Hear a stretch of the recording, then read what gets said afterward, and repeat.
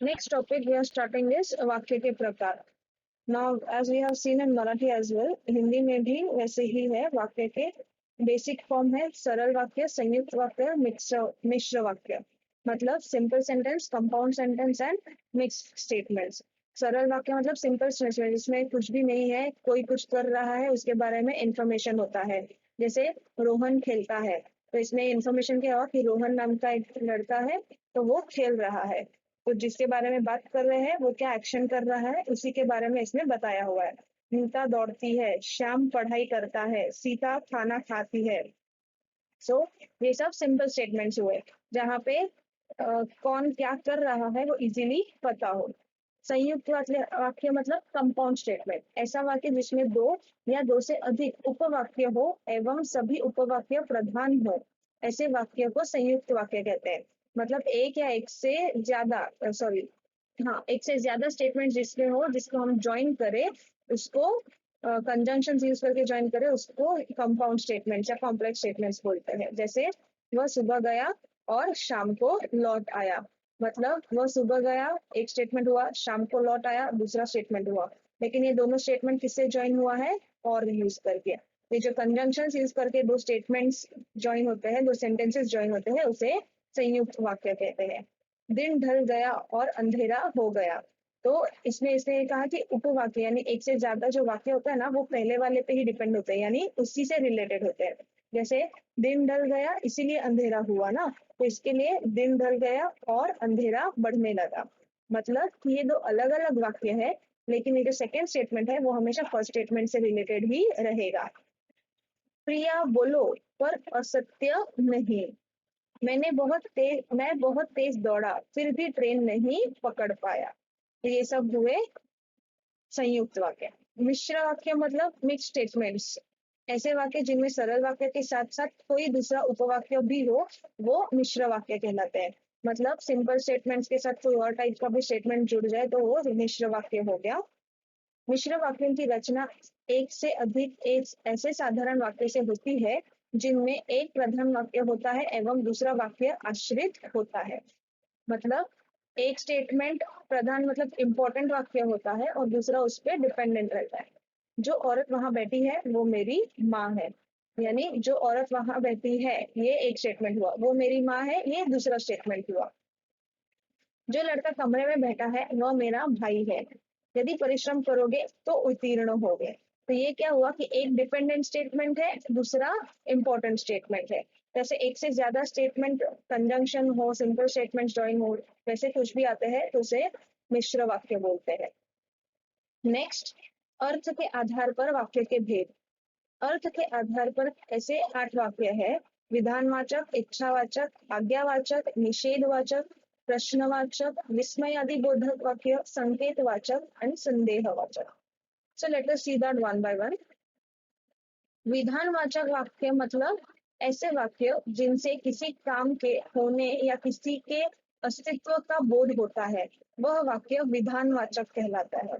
विधान in the sense कि ऐसा स्टेटमेंट जो स्टेटमेंट पढ़ के कुछ काम हो रहा है या किसी के बारे में कि वो इंसान है या वो चीज प्रेजेंट है, ऐसा बोध होता है, तो उसे विधानवाचक बोलते हैं. जैसे भारत हमारा देश है, तो ये विधानवाचक भी हुआ क्योंकि भारत अस्तित्व में है, तो उसके बारे में बात हो रहा है कि वो हमारा देश है, इसीलिए ये विधानवाचक. राम ने खाना खा लिया, तो इसमें क्या पता चला कि राम करके एक लड़का है, मतलब प्रेजेंट है, उसका अस्तित्व है, उसने खाना खाया, वो क्या काम कर रहा है वो भी इसमें पता चल रहा है.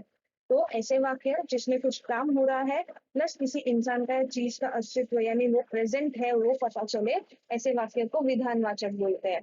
राधा स्कूल चली गई, मनीष ने पानी पी लिया. सो ऐसे सब वाक्य इसके एग्जाम्पल्स है.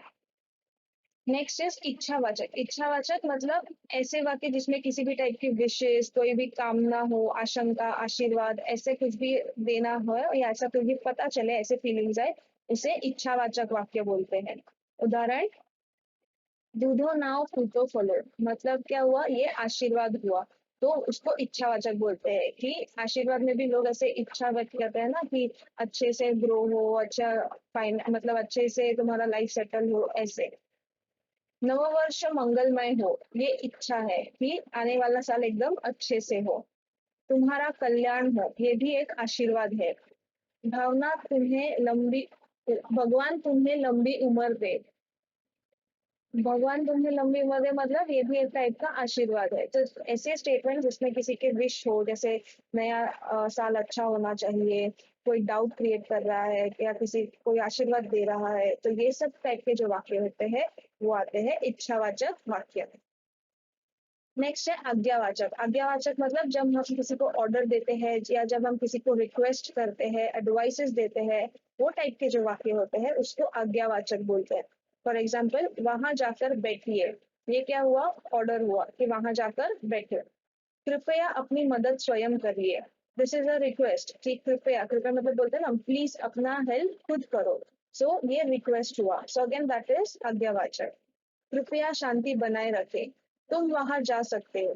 तो ऐसे वाक्य जिसमें आदेश दिया जाता है या किसी को आज्ञा दी जाती है, कोई अनुमति लेते हुए पाता है, तो उसको आज्ञावाचक बोलते हैं। Next is निषेधवाचक। निषेधवाचक मतलब जिसमें ऐसे नेगेटिव वर्ड्स आते हैं, ना, नहीं, ऐसे जो वर्ड्स आते हैं उनको निषेधवाचक बोलते हैं कि कोई वो काम कुछ भी करने से मना कर रहा है, कहीं जाने से मना कर रहा है, वो काम करने से मना कर रहा है, ऐसा। तो ऐसे वर्ड जब भी आएंगे उसे निषेधवाचक वाक्य में डाल देने का। जैसे मैं खाना नहीं खाऊंगा, तो आपने देखा कि नहीं खाऊंगा मतलब ये स्टेटमेंट नेगेटिव हो गया पूरा। क्यों? क्योंकि इसने बोला कि मुझे वो काम नहीं करना है, मुझे खाना नहीं खाना है। रमन आज खेलने नहीं आएगा, राम आज रावण को नहीं मारेगा।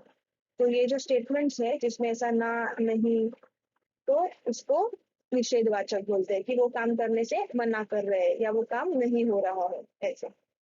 प्रश्नवाचक वाक्य is again simple, question mark वाले स्टेटमेंट्स, कि किसी को कुछ भी क्वेश्चन आया, क्वेश्चन पूछते तो एंड में क्वेश्चन मार्क होता है, मतलब वो ऑटोमेटिकली प्रश्नवाचक वाक्य में आ जाते हैं। तुम कौन से देश में रहते हो, बसंती कब नाचेगी, यह फिल्म कब खत्म होगी, ये सब जो क्वेश्चन है उसे प्रश्नवाचक बोलते हैं। नेक्स्ट इज विस्मयादि बोधक वाक्य। विस्मयादि मतलब क्या? एक्सक्लेमेशन।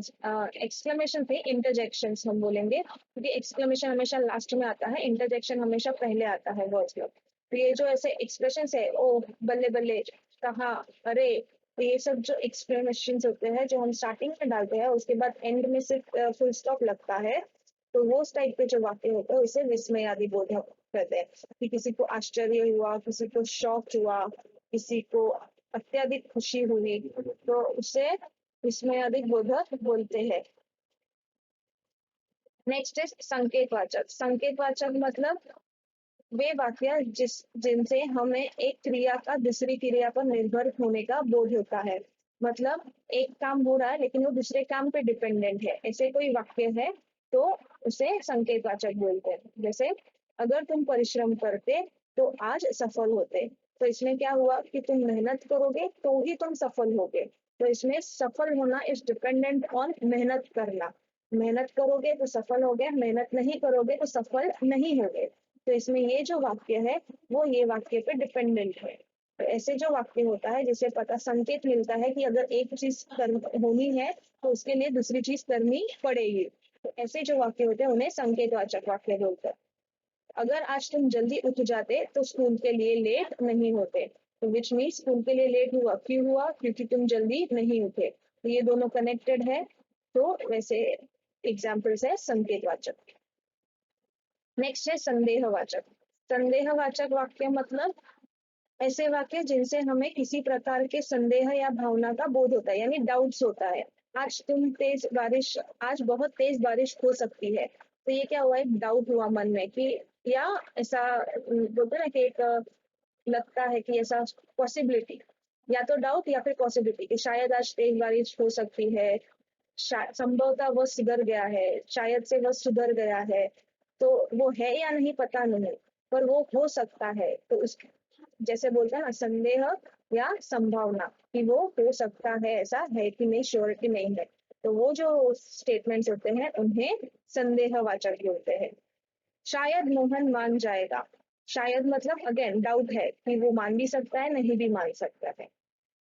संभवतः वह सुधर गया। संभवतः मतलब शायद अगेन कि वो सुधर गया, कि हो सकता है वो सुधर गया हो, तो अगेन वो एक डाउट क्रिएट करता है। तो संदेह का मतलब ही होता है डाउट।